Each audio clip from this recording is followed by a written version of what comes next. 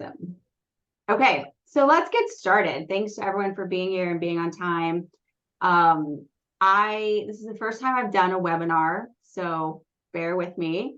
Thank you for being here and for being a part of it. I think I know many of you, and for those of you that I don't know, it's a pleasure to have you joining us today. Those of you who do know me know that over the past year, I've become more and more passionate about helping women get comfortable and prepared and explore the mountains. And so this is a part of that effort, is to create what hopefully is just the first of several webinars that are focused on, women-specific questions and issues and topics that, I feel like my job as a coach is to help people get more prepared. So when you hit the trailhead or you get to base camp, you are as prepared as you possibly can be mentally and physically and tactically. And so today we'll talk about, there's so many topics we could talk about, but we'll start with just a few sort of high level and basic ones to get people sort of grounded. I really want to talk about what your next, how to think about what your next mountain goal or your next adventure should be. We'll talk a little bit about training, which of course is a very vast subject. But I'll give you just some tips and answer some common questions that I get. Then we'll spend most of the time talking about gear. This is a very beloved topic for me. I'm a total gear nerd, but we'll just talk about some basic things. So backpacks, boots, sleeping bags, some foundational pieces that you need to get going as you're starting to climb. And then we'll talk about things that people don't normally talk about, which are peeing and pooping and periods. Those things that I think are specific, to women, and, our considerations are a little bit different than men in those areas. And I find that, there are questions that are difficult to ask sometimes. And so I just want to sort of put it out there and open the, talk about those things. We will also have some questions at the end, and thanks to those of you that submitted questions ahead of time, that's amazing. But if there's any others, I want to make sure that we talk about those too. I will try to keep things to about 45 minutes. I know people are, jumping back and forth from work meetings, and we'll record this too, as I said in the beginning, so you can have this to come back to if you need to, or to share with other people. I'm totally fine with that. So let's get started. So picking your next adventure. This is something that I have often picked my next adventure when I'm still on an adventure. So I'm guilty of thinking maybe too far ahead. But there's so many fun things to do out there that I find myself sort of scheming for what I can do in a couple of years.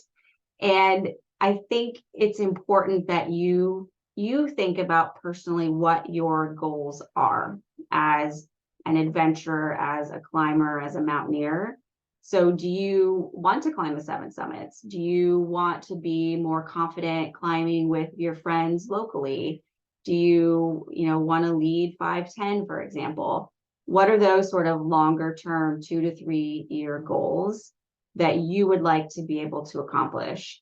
And then think about how you start to get there, evaluate where you're at today and identify what the steps or mountains or adventures are that you'd need in order to get to that ultimate goal.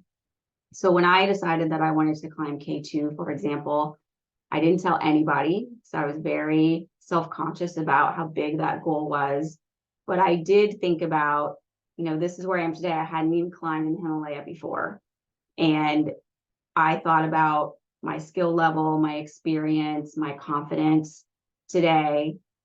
And I did a lot of studying about that mountain to understand how big that chasm, it was very big, how big that gap was between where I was at then and where I needed to be.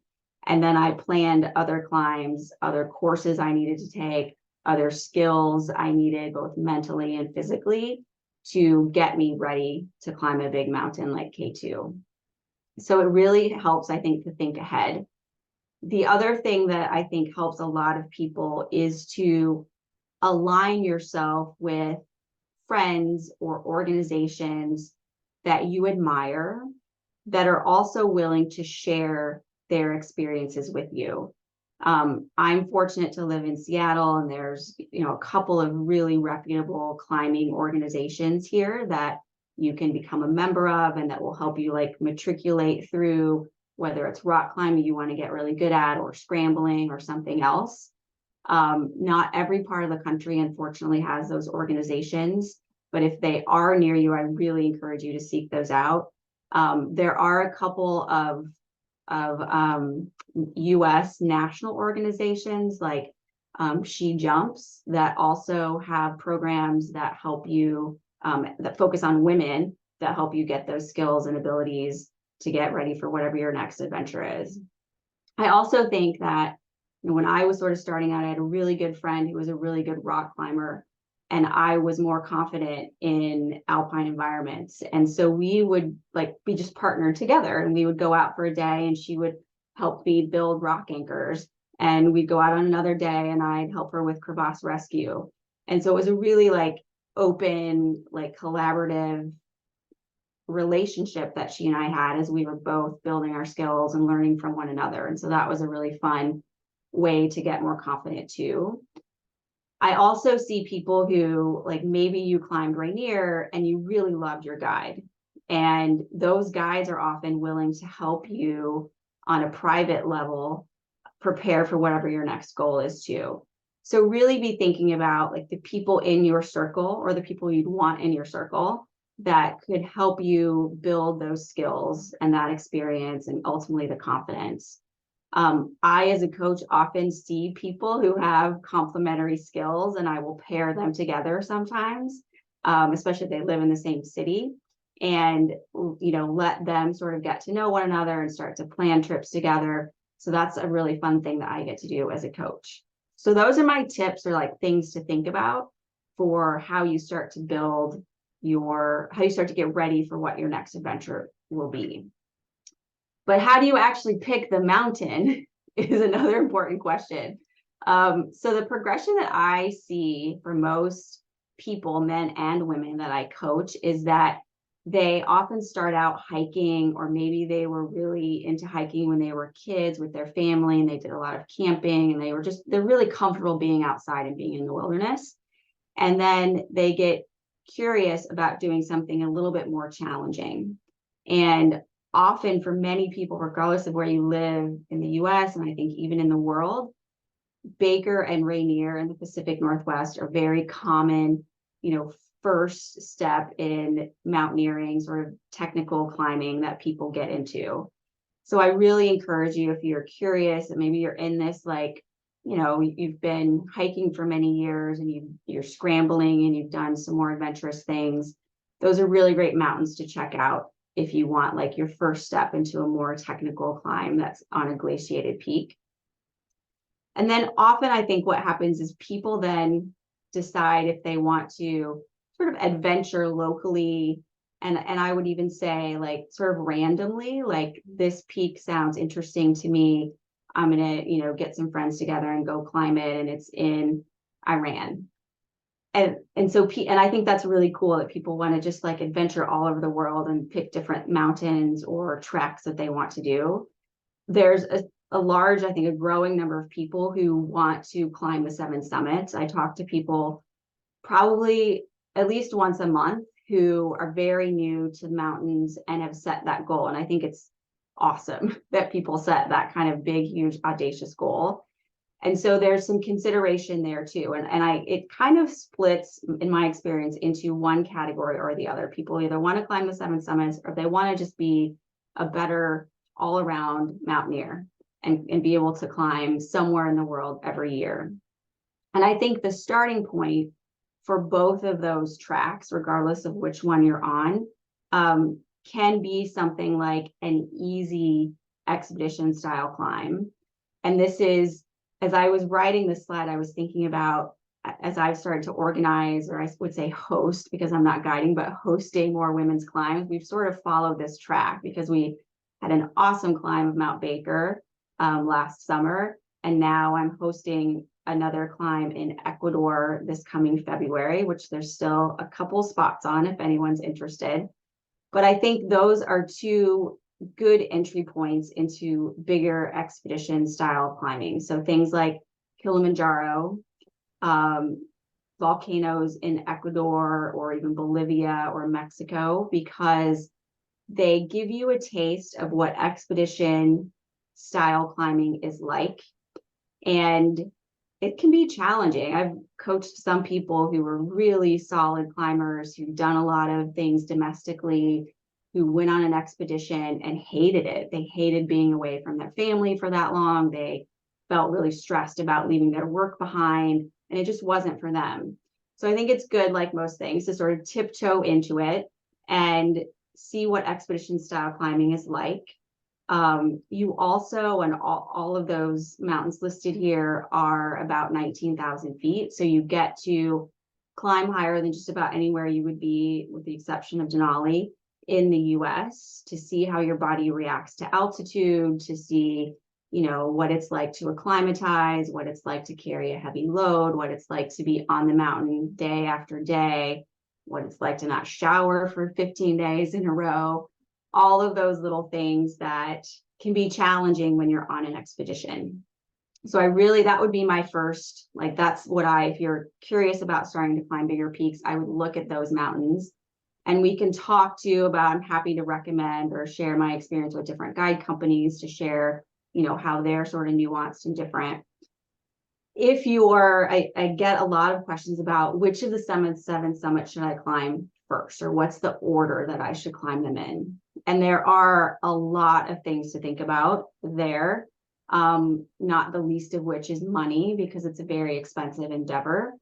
But I think climbing something like Kilimanjaro first, even after you've climbed something like a volcano somewhere in South America, I think Kili is a good place to start with the 7 summits. And then Elbrus, which is in Russia. So when that's open and climbable again, that would be a next step after Kili. The next 4, I think you can be, and I realize I left Kosciuszko off of here because that could happen at any point. I like the idea of doing Aconcagua next because it's a really big mountain and it's a lot of elevation. It's 23,000 feet almost. And so I think it's good to see how your body reacts at that elevation before you do something challenging like even Denali or Everest. Denali, of course, has the challenge of carrying a really big backpack, heavy backpack, and pulling a very heavy sled. And so I like to do that after someone has climbed something like Vinson, where you've already gotten a little bit of experience at pulling a sled, before you take on something big like Denali, where you're going to pull it day after day. And then after those, I would focus on Everest. This obviously doesn't take into account what happens if you don't summit Aconcagua on the first time. Do you move ahead to Vinson? So like I said, there's lots and lots of questions to answer. And as a coach, those are things I talk through with clients very often. But just consider this order. And of course, if there's questions, please let me know because we can chat through those too. So that's a little bit about choosing your next adventure. And then we'll get into training. So obviously, this is something that I'm super passionate about. I've, made this my business to help people prepare for their mountain adventure. And I see a lot of mistakes. I hear about a lot of, unsuccessful stories when people have tried to train on their own, or maybe trained with a traditional gym coach, and nothing wrong with those folks at all, but they often don't understand how to train as an endurance athlete. And so I feel like my job is to share those mistakes so that hopefully you don't encounter them or learn them the hard way. The 3 phases of training as an endurance athlete are, I think, the same regardless of whether you're running an ultra or you're climbing Denali. You have to think of yourself as an endurance athlete, which for a lot of people is a shift in mindset. And as an endurance athlete, you have to have a really solid cardiovascular base. And there is no way to shortcut that process. If there was, people would be doing it all the time. So it takes really, depending on where you're starting, it takes several months of doing this low to moderate intensity, but high volume cardio work in order to build this really really broad reservoir of cardiovascular ability. And we do that by working at a very specific heart rate or within a very specific heart rate zone and doing multiple hours at a time, day after day, which sort of mimics what you would do if you're on a mountain on a big climb. And as an athlete, it's important to understand first to measure what those heart rate zones are and then to work within those. I see a lot of people who, and this is a very, I think, Western sort of attitude towards training. A lot of people think that, you know, if I'm not going all out at the upper limit of my heart rate, if I'm not about to throw up in a bucket in the corner of the gym, it doesn't count. And this is not that training at all. It is, you know, much more gentle. It is, like I said, low to moderate intensity work, but you're doing it for many hours. So that's the first phase of training, is to build that cardiovascular base. And then once that exists, then we can start to add some sport-specific strength on top of that. And I will usually call this max strength as well. So this is, you know, here it's important to look at what are the demands, the physical demands of the mountain that you're endeavoring to climb, and then assessing where you're at today and figuring out, and this is what I say I do as a coach, figuring out how to build the bridge to get from where you're at to where you need to be. And the reason it's so important to understand what that mountain is going to demand of you is that it's very different. So if you are climbing Denali, you've got to carry, you know, a 60-pound backpack. If you're climbing Kilimanjaro, you're going to carry a 20-pound backpack. So knowing that difference is really key. There are also some mountains, if you're climbing in the Himalaya, for example, you'll be on a fixed line day after day. And there is an upper body element to that as you're using your ascender on that fixed line. Whereas if you're on Aconcagua, depending on the year, there may be a running belay, but chances are you're not going to use your upper body really at all. And so I want people to, you know, have a really solid foundation of strength, and then to build on top of that something that's very specific for your goal. I don't think it's necessary for people, if they're climbing Rainier, to be able to do 15 pull-ups, for example, unless that's just a personal goal that you have, which is really cool, but it's not going to help you get to the top of that mountain and back safely. And when you're thinking about climbing bigger peaks, you know, climbing in the Himalaya, for example, you have to carry and oxygenate every single ounce that's on your skeleton. And so I don't want someone to build really big quads, for example, if that's not needed for their climb, because that's just extra weight that you have to carry that's not functional. And it's extra weight that you have to oxygenate in an already oxygen deprived environment. So that's the second phase, to build strength that's specific to whatever your goal is in the mountains. And then the last phase that athletes will follow is to build muscular endurance. So this is like my favorite, because it takes all the work you've done for the past several months and combines it together. So here you're shifting, whereas when you were building sport-specific strength, you were probably doing a few repetitions with a heavy weight of exercises that mimic your movement on the mountain. Here with muscular endurance, you'll shift that and you'll start to do many repetitions, but with minimal amount of weight, starting usually with just body weight. And that is what helps your body build that endurance that you need within your muscular system in order to go day after day, carrying a heavy backpack or walking up a steep hill. So those are the phases. They don't vary. Like that's the formula that most, maybe all endurance coaches follow. There's nothing unique about that for mountaineers. The exercises that we do differ, but that's sort of the secret sauce to getting ready as an endurance athlete.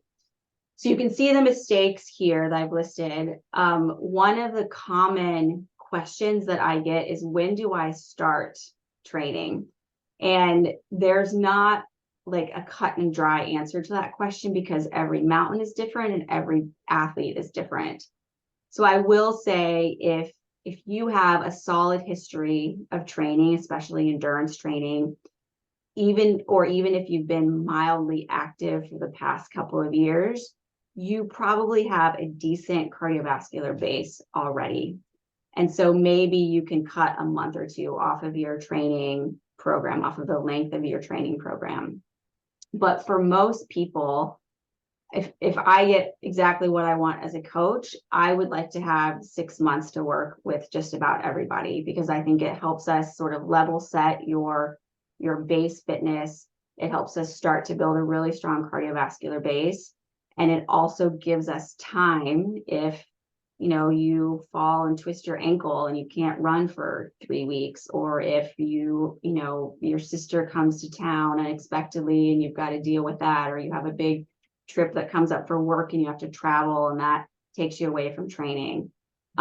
So my ideal is 6 months, and that's like the team who's getting ready to go to Ecuador with me. They're all starting to train now because we're climbing in February, and that gives us this 6-month window.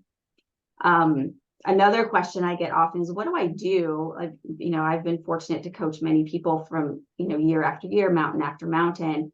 And, what do we do in the off season? Like, let's say I just, finished climbing Aconcagua, and my next trip isn't going to be until the following summer. The one thing that you can do that will always be beneficial for you is that very first phase, is to build a solid cardiovascular base.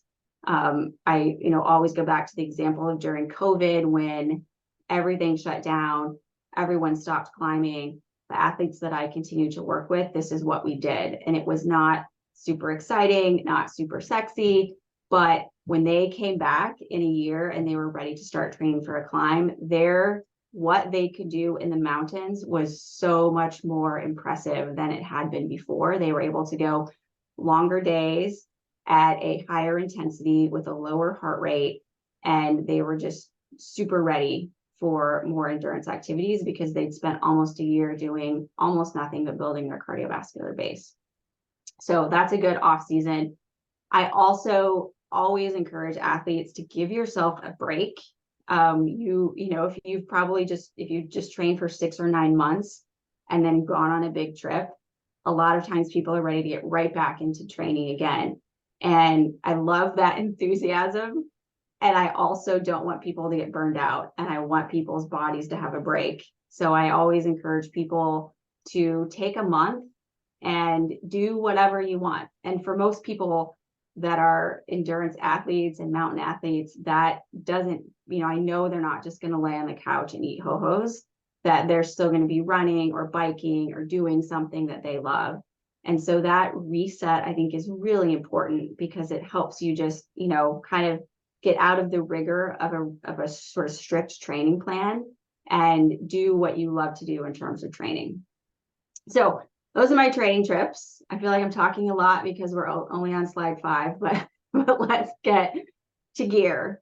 So this is something that I have often stood on a soapbox about, and it's getting better. But I don't feel like I've been climbing that long, really. And when I started climbing, there was very little women specific gear. It's getting better. There's still, shockingly few options in some categories of gear. And I get pretty wound up about gear companies that just want to, like the phrase is shrink it and pink it, just make it smaller, make it a girl's color and call it women's gear. And that doesn't work for our bodies. So I just went through for this slide, some of the common foundational gear that we all need as mountain athletes, and shared my thoughts and my experience about what works and what doesn't work. So harnesses, they should have a narrower waist, because we have narrower waists than men, generally have wider leg loops, and sometimes there'll be a little bit more padding in the waist too, which I think is nice. I really love Petzl. I think they've done a good job of this, and they've done a good job of this while still keeping their harnesses very lightweight, which I love. So I'm always a big fan of reducing any unnecessary weight. And if I look at my Black Diamond Alpine Bod climbing harness that I bought when I climbed Rainier in 2005, and I compare it to the Petzl that I have today, they're in terms of weight, the Petzl weighs like nothing. and it still is safe. So definitely check those out. I think I see a lot of women wearing Arc'teryx harnesses as well. So I think those are very nice. They have good padding. And I think Black Diamond does a good job too. So check those out for harnesses. Backpacks. This is something I've fought with for years, I think, because I'm just smaller framed. And as I said in the beginning, there just weren't women's backpacks. So if they're designed for women, they should have contoured straps around your chest, and normally will just be shorter. They'll have a shorter torso length. Many backpacks now have adjustments, so you can adjust the length of the torso or the length of the backpack, which is really nice because we're, very diverse in terms of sizes too, as women. I think that Osprey does a really good size of this. They have multiple sizes for each backpack, and they do a good job of, like this is sort of a strict mountaineering backpack. This backpack is more for backpacking. They have the Aura is a really good expedition backpack that I see a whole lot. I have also really liked Deuter's backpacks, mostly because they seem to fit my body well and they're very simple. Going back to like reducing weight, I don't want any extra strap or cute little carabiner or clip. I want just the basics of what I need. And I think Deuter does a good job of that. I really don't love Mountain Hardwear for backpacks. They have a very popular backpack. I think it's AMG, it's called. They just changed the colors from white and gray and orange to white and turquoise and red. It doesn't come in a women's size. And I think I've coached one woman who actually liked it and it fit her well, but I've tried it. Other women have tried it. The functionality of that pack is great. It's not made for women. And so I would avoid that. And I would also avoid if you Google women's backpacks, probably half of what you get will be unisex backpacks, which are not designed for women. So definitely avoid any of those. And backpacks are a big deal because, right, like you're carrying it on your back every single day. So I think it's important to spend some time trying different ones, shopping, take it back if you don't like it. And really getting one that works for you and your body that you like. So then sleeping bags. This is another really important thing that I think people sometimes overlook. Not that, you don't know that you don't need a warm sleeping bag, but for us as women, the sleeping bag should be smaller. I remember when I climbed Montesleo in 2015, the guide company that I was with, I decided to just rent a sleeping bag from them, and they handed me this enormous sleeping bag meant for like a 6'4" man. And I froze because there is no way that my body heat could warm up the air inside of that bag enough to keep me warm. And so that's how they work. It should be snug for you so that the heat coming off of your body will warm up the air within the sleeping bag and therefore keep you warm overnight. Some bags that are designed for women have more insulation in the chest and the feet, which I think is great. I really love Feathered Friends. They're a local company here in Seattle. They're a family-owned business, or at least they were started by a family. They will custom make bags for you. So not only do they sell small bags, but if you say like, I know my feet are hot and I don't want as much insulation in the feet, but I want more around like my chest and head, they will custom make those bags for you, which is amazing. It does, they have a pretty long lead time to do that, but they're just phenomenal to work with, and they make great products too. Western Mountaineering also makes great sleeping bags that are very warm. I've heard some people say even warmer than Feathered Friends. So I think they're worth checking out too. I really don't love the North Face for sleeping bags. I coached a woman a couple of years ago who was a North Face athlete, and so she got all their gear for free. And she was probably 5'3", and none of it fit her. Like just none of it fit her. None of it would work for her because it wasn't meant for women and it wasn't meant for someone her size.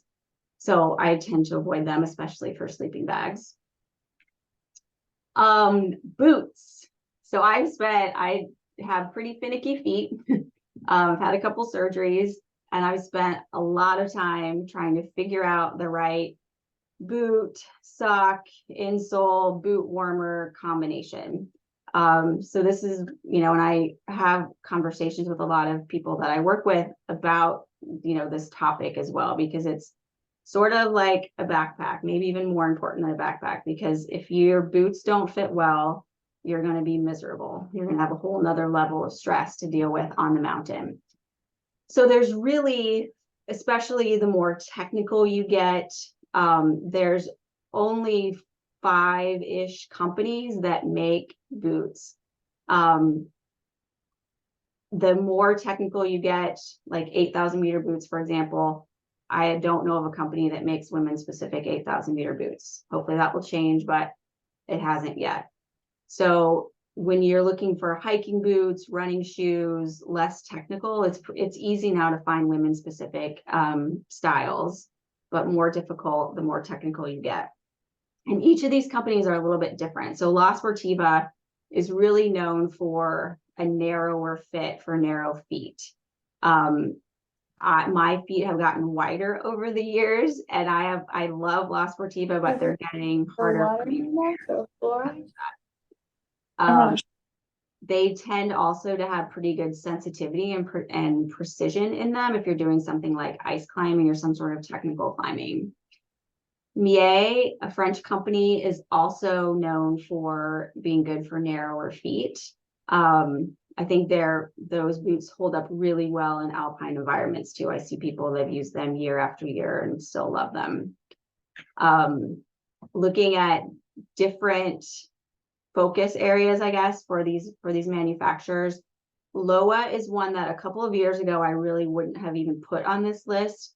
But in the past 2 years, and especially this summer, I've had many people who've tried La Sportiva, didn't like them, bought Loa boots, and just love them. So I think they're worth checking out, and they love them because they were more comfortable. Everyone who switched told me they were much more comfortable, and I think they just have a generous fit for feet that are a little bit wider. They seem to work for different ranges of foot sizes too. So I really am promoting them lately because I have heard a lot of good things from men and women about their boots. They do make an 8,000 meter boot, but I don't have any feedback on how that wears or how that works. But they're sort of mid-range technical mountaineering boots I've heard a lot of good feedback about. A Solo, also more of a moderate fit, so not known for being extra narrow or extra wide. I think also if your foot, especially I've had one client who he has a very narrow heel but wider toes, and these boots work very well for him. I put Scarpa on the list too. I don't hear as much about them as I used to, but I think they're still a really solid brand, and they have some cool customizable options that I don't see other brands selling, like closures that you can adjust and lock so that it's always sort of in the right position for your foot. I think they still have a boot that has a moldable liner, which is really nice, and that's something that you could, if you wanted a moldable liner and you're not going to wear Scarpa, you have to buy that from another company and mold it and then put it in your La Sportiva boots, for example. So lots of options. I love to talk about gear. So if you have questions, please let me know. But moving on to, so these are some links, some examples of the boots that I mentioned. And you can find, I put all these links on the Alpine Athletics website. So if you want to check in on the specific boots or sleeping bags that I've mentioned, you can find them there.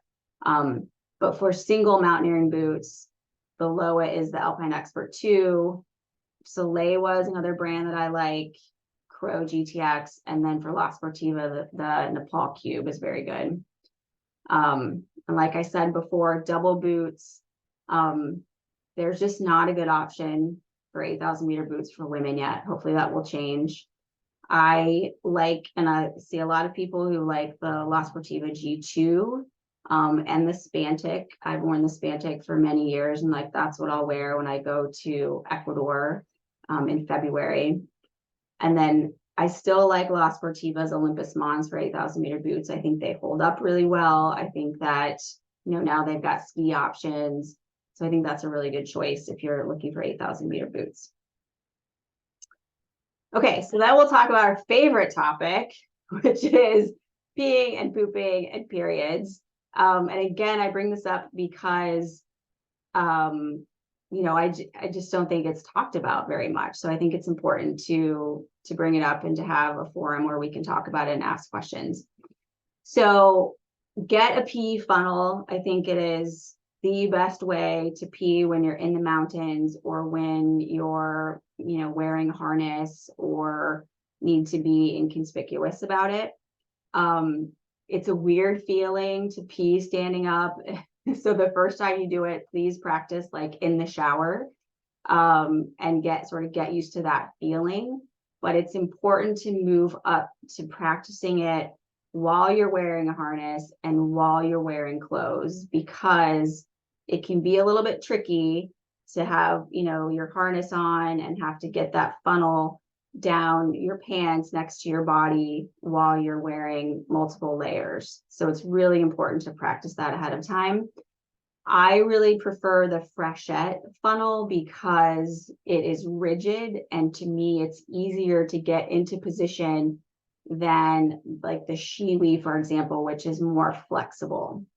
So check out the freshette, practice,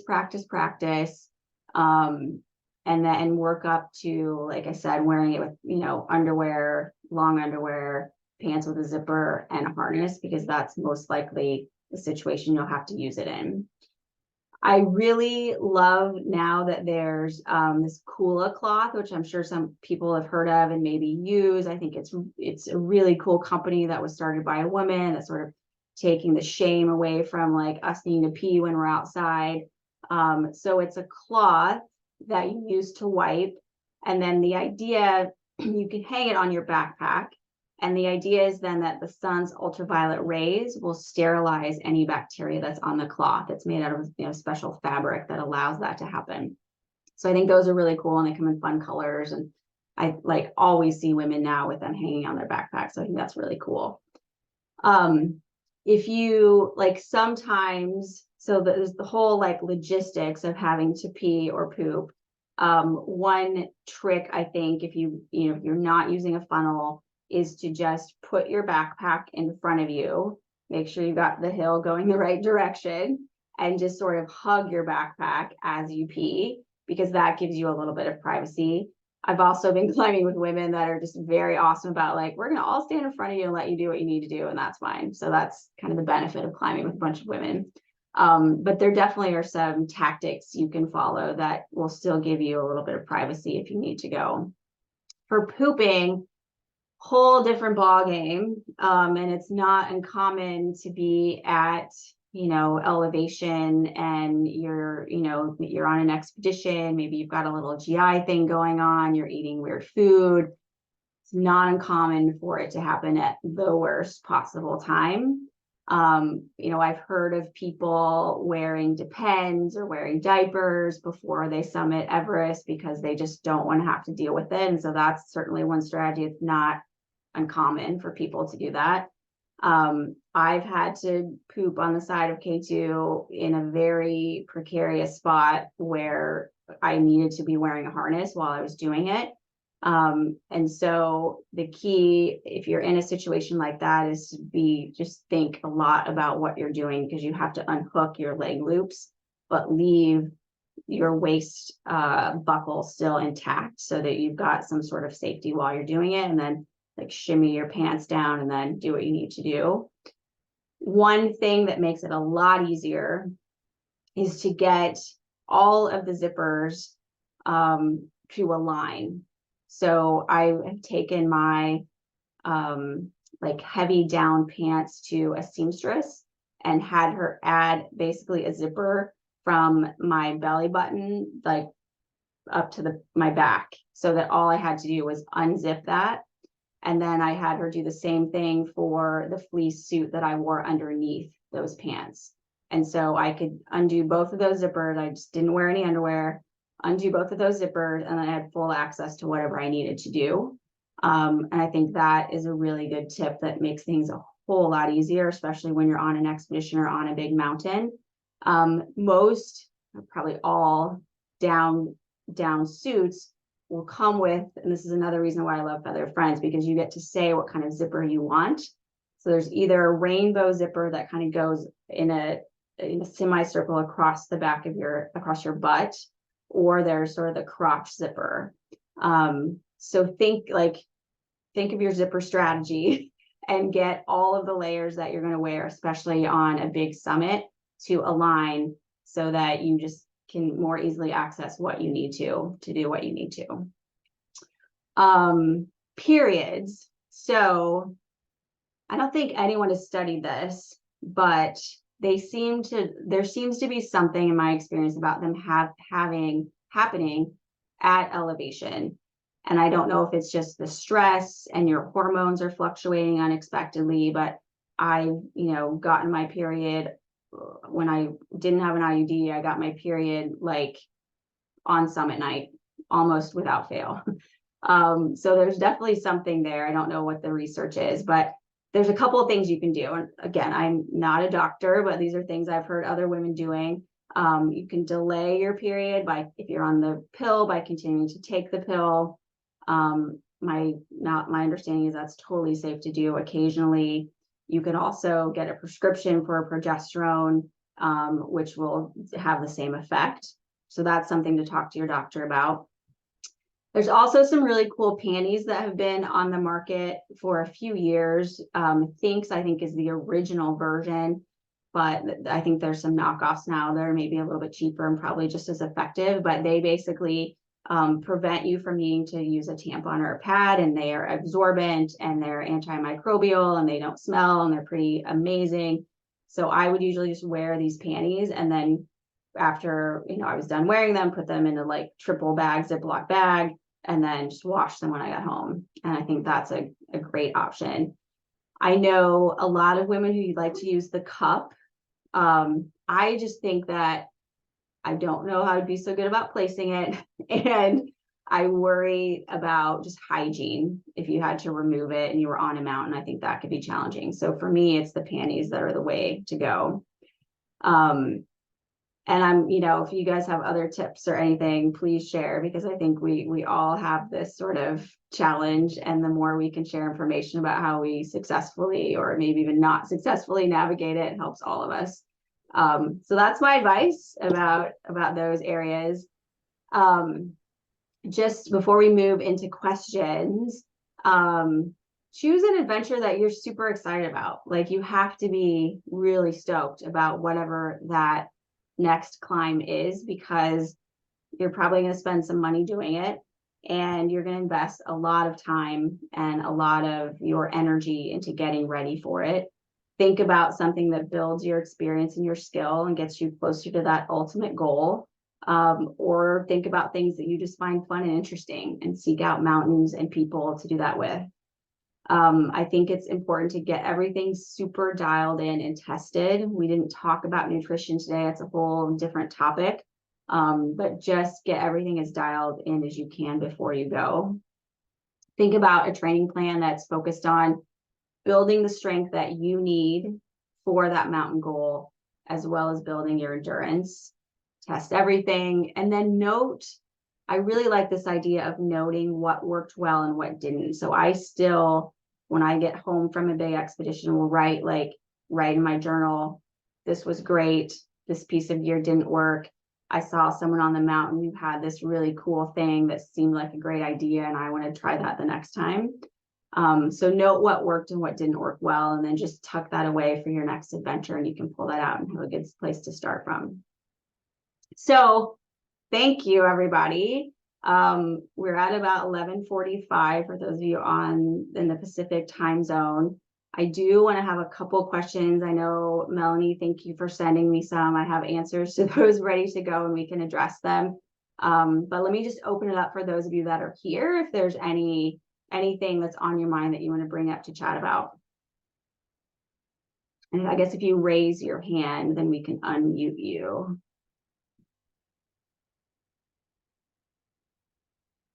Okay, I don't see any raised hands. So in the chat. Was there a question? In the chat. In the chat. Thank you. How do I get to that? Favorites? Do you have a favorite stepping technique when descending a mountain that has worked well for you? Most accidents occur on the descent. Yes, most accidents do occur on the descent. So and this is something that I used to be really bad at, and I really still don't love descending like steep, shitty rock because it's loose and gravelly and terrifying. So my technique, couple of things. First, as you're training, I would seek out the stuff that scares you, and I would practice it in a semi-safe environment, whether that's you're with somebody else, you don't have a heavy backpack on, make it as safe as you can, but start to build that. I think it's muscle memory that you're building, and I think it's confidence and experience in that bad environment.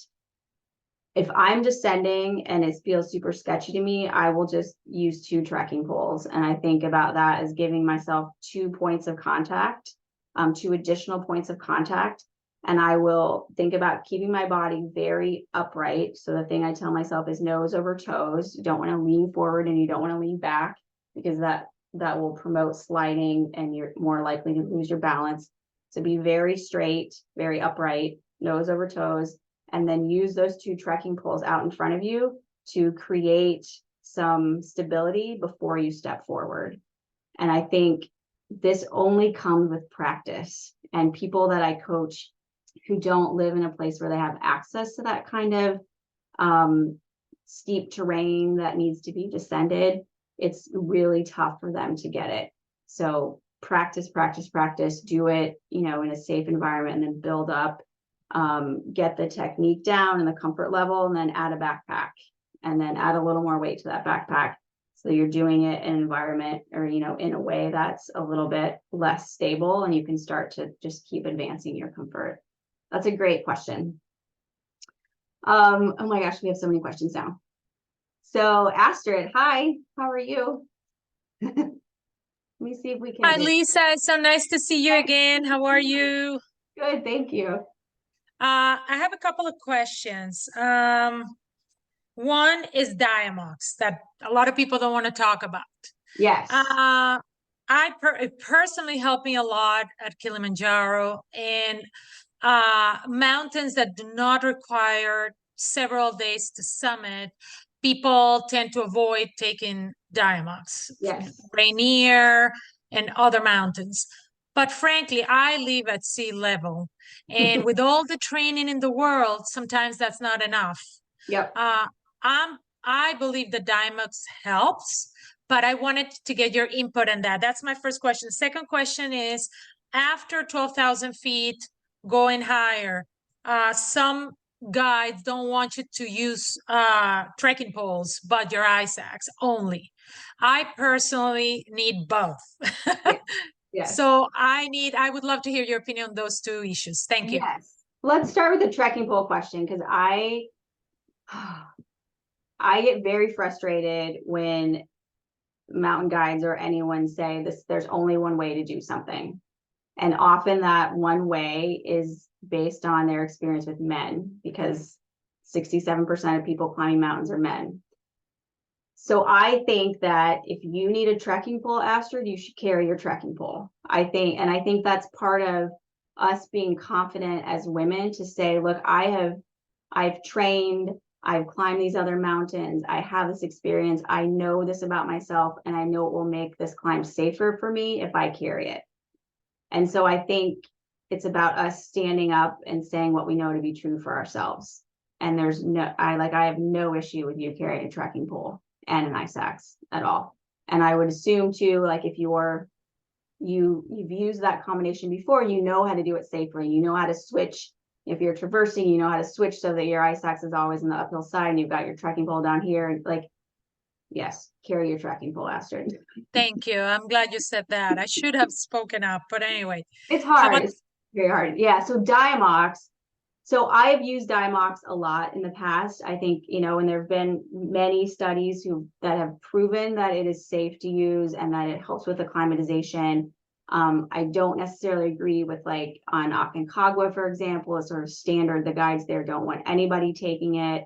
And I understand that it's a diuretic and it can cause you to be dehydrated. And there's some side effects that people get with tingling. And then you may not know if you're cold or if it's the Diamox causing your extremities to tingle. But I think it can be very helpful in acclimatization, even on a smaller peak. I coached a woman this summer for Rainier who had trouble acclimatizing there the prior year, and she took it and she summited and it was fine. So I think it's about knowing your body and doing what works for you. And, you know, like we're all learning as we go. It's about learning from those experiences and making sure that you're making smarter decisions the next time. I think that the trick about Diamox, most physicians don't know how to prescribe it. And so the standard prescription is maybe it's 250 milligrams, which in my experience is way too much to acclimatize and way too much for a woman as well. So I like the idea of taking a smaller dose, starting with it. Again, this is what's worked for me. It may not work for you, and you definitely need to talk to your doctor, but starting with it as a sleep aid, I think is a nice way to like give your acclimatization process a little bit of a jump start. Yeah, I'm a fan. Thank you. That helps a lot. I appreciate it. The first time I took Diamonds, I almost got dehydrated. So you're right. Doctors tend to prescribe it too much. Thank you. Yeah, you do. Thanks, Astrid. So there's another question from Steph. Hi, Steph. Hey, Steph, or Lisa, sorry, this is Steph. I appreciate this talk and loved your book, by the way. I have a fair bit of mountaineering experience, have done 5 of the 7 summits and multiple other mountains kind of around the world. And I'm looking to get into the 8,000 meter peak area in the next couple of years. I was just curious, obviously everyone knows that this sport is very expensive. Is there a way to kind of see if there are any sponsorships or ways to help with, you know, the financing of some of these bigger expeditions? Yeah, that is a great question. And you're right, we did not pick cheap endeavors at all. So a couple of things. When I decided I wanted to climb Everest, I, you know, spent a lot of time trying to find sponsors and didn't really come up with anything. I found a lot of people who were willing to give me gear or who were willing to, like, you know, give me maybe a little bit of money in exchange for an Instagram post or something like that, but it wasn't enough to make a dent in the cost of climbing Everest, for example. I think it is probably still worth reaching out, especially if you have a unique story or a unique interest, or what you're into aligns with the goals or the ethics of a particular company. So I would think about your story, what makes you unique. A lot of people will raise funds for veterans, for example, or for Alzheimer's, or, you know, some sort of initiative like that. And if you can find a company that has similar interests and is aligned in the same way, I think you've got a much better shot of getting some sponsorship from them. And I would just not be afraid to ask. It was really hard for me to ask. And someone finally said the answer is no unless you ask. And so I just, you know, put together a really nice deck. I found where I, you know, looked at places where I had connection and thought about what my story was and, you know, what it appeared other companies were into, and reached out to those people. I was very fortunate to be sponsored to climb K2. And I will tell you, it was not from any of that work. It was from a random conversation that I had with somebody who had a connection with a company that produced eye drops. And those were the eye drops I had used when I had severe dry eyes 10 years prior. And so my takeaway from that is I'm big into energy. There's something about just putting it out there and telling people and, you know, acting as if you're going to get the sponsorship that I think helps to create that energy and those opportunities. So just put it out there. Yeah, I appreciate that. Thank you so much. Of course. Okay, I know, let's see. I'm going to get to your questions, Melanie, because you took the time to send them to me ahead of time, and I thought they were very thoughtful. So Melanie had a question about VO2 max and aerobic threshold. And if, like, how meaningful is VO2 max? And should I pay attention to someone that says my VO2 max needs to be 60 if I'm going to climb Mount Everest? So those are two different physiological measures for athletes. VO2 max measures how efficiently your body uses the oxygen that's available to it, and it's measured in like milliliters per kilogram per minute, I believe. Whereas aerobic threshold is the heart rate at which your body starts to shift from using predominantly fat for fuel to using predominantly sugar for fuel. And some other physiological things happen at around that heart rate too, like the amount of lactate, which is a byproduct, a waste product of exercise. The amount of lactate in your muscles is greater than what your body can eliminate. That's why we get like a burning sensation. So they measure two different things, but they're both indicators of how fit you are as an endurance athlete. And they should correlate, right? If your VO2 max, as your VO2 max increases, the heart rate at which you shift from using mostly fat to mostly sugar should also increase. So they should correlate.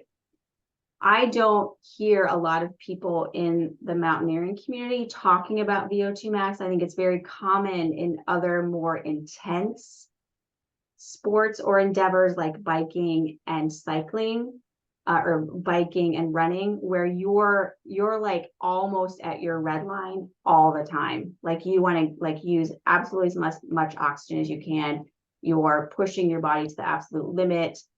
Whereas in mountaineering endeavors, you don't want to be at that higher heart rate level. You want to be at your aerobic threshold or a little bit lower, because you have the fuel. So going back to that switch from fat to sugar, we all have enough fat in our systems to sustain ourselves at that lower heart rate. So I tend to focus exclusively on that heart rate and getting people to work within those zones, and making sure when you're in the mountains that you know what those zones are and you're staying below your threshold, because the only way to sustain a higher threshold is if you're constantly eating sugar. And then at some point your GI system becomes the limiter because it can't process that much sugar that fast. I would absolutely, Melanie, if someone tells you need to have a certain VO2 max to climb Everest, tell them that they are wrong, because it's not. There's so many other factors to consider for any mountain, but certainly for Everest. And that's just not one of them to me. I don't know, like I do have some competitive friends, and we'll look at what Garmin says our VO2 max is. And like, I think mine's in the upper 40s. It's nowhere near 60 for sure.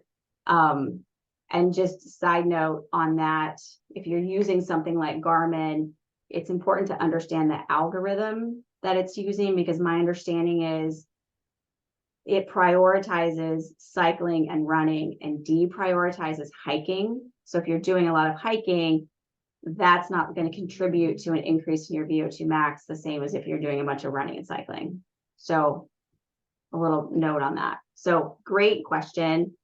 We could obviously dig into that more and more, and there might be people who have different opinions about it too, but that's just been my experience with the people that I've worked with. Oh yeah, for sure. Let me answer. You had another question, Melanie, about birth control pills. And I think that is a really important one too. So there have been some studies, there's at least one study that tracked women who were taking the pill and who then, I think they went to the South Pole. And the study showed that the incidence of acute mountain sickness in these women who are taking the pill was, I think, 85% higher than women who are not taking the pill within that study.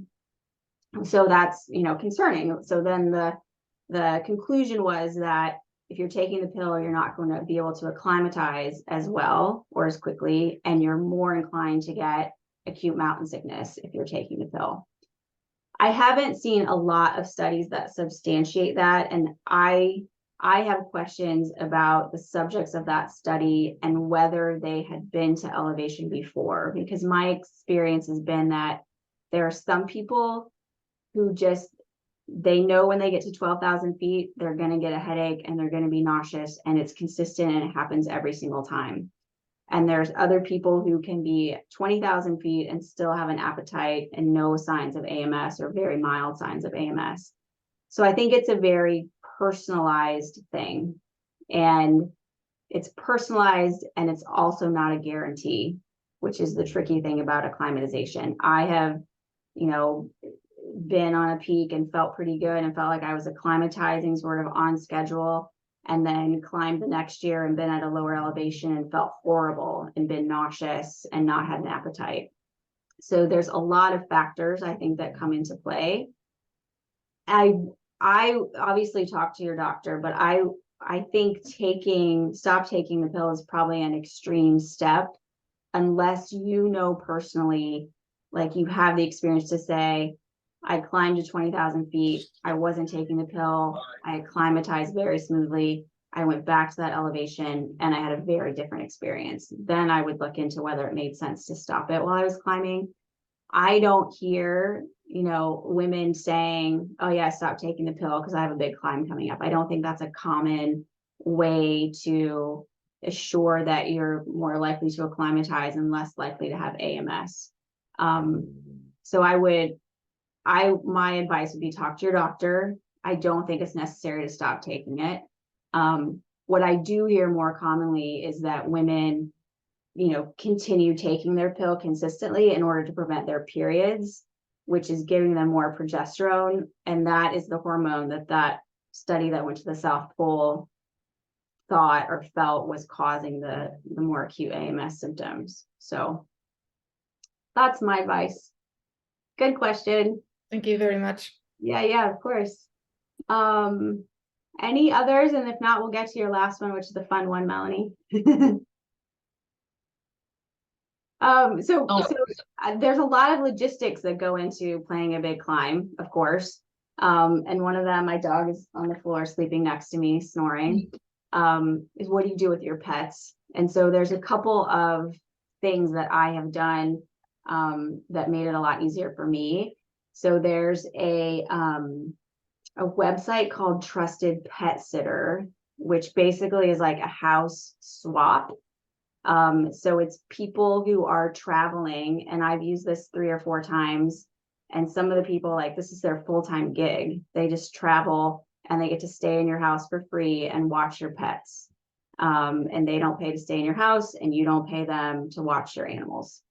So there's a website called Trusted Pet Sitter that I've used, and that's probably the best tip that I've also rented my house when I've been gone, but my dog wasn't there, so that doesn't count. Yeah, I would check out that website, and I would be like, as you get to interview the people, they go through a background check. You know, if someone was more curious or interested in a trip to Seattle than taking care of my dog, I usually didn't pick them. So you have a pretty good say in who gets to stay at your house. And you never know what you're going to get, but I've never had bad luck with that. Awesome questions. I know there's more in the chat. Kayla, I see yours, the difference between single and double boots. Mm-hmm. So yeah, important question. So the colder that it gets, obviously, the warmer your feet need to be. And so one of the ways that people have, or one of the ways people have designed boots in order to keep them warm, is that there's an inner boot, which looks to me kind of like a wrestling boot. If you think about those boots that wrestlers wear, okay, that fits inside of a stiffer, waterproof, you know, rigid soled, like regular boot. And so that's meant to keep your feet even warmer when you're in really cold environments. Got it. Yeah, good question. Sorry, I didn't define that. Let me see if there's any more. And then I guess just as a follow-up, flat-footed hiking boots. or what they call Oh, neutral. drop. Do you have Yeah. any brand recommendations? So, oh my gosh, it starts with an A. The name is totally skipping me. I will get it to you, Kayla. There is a Okay. brand like for zero drop shoes. Yep. Zero drop. Yeah. They don't work great for my feet, but I have tried them because I really wanted them to work great for my feet. So I'll send it to you. I'll put it in what I think we answered all the questions, but I'll send it out to everyone so you've got the answer. Perfect. Awesome. Thanks. Okay, well, good to see you. Thank you so much for joining. There'll be a little survey that goes out after with the link. Feel free to share the link. And also just more, I'd love to know more topics. I'd like to do more of these. So, if there's other things you want to chat about, just let me know and we'll start to plan for those. Nutrition. Yes, I got it. Thank you. Okay, enjoy the rest of your day, everybody. Thank you. Thanks. Bye. Bye.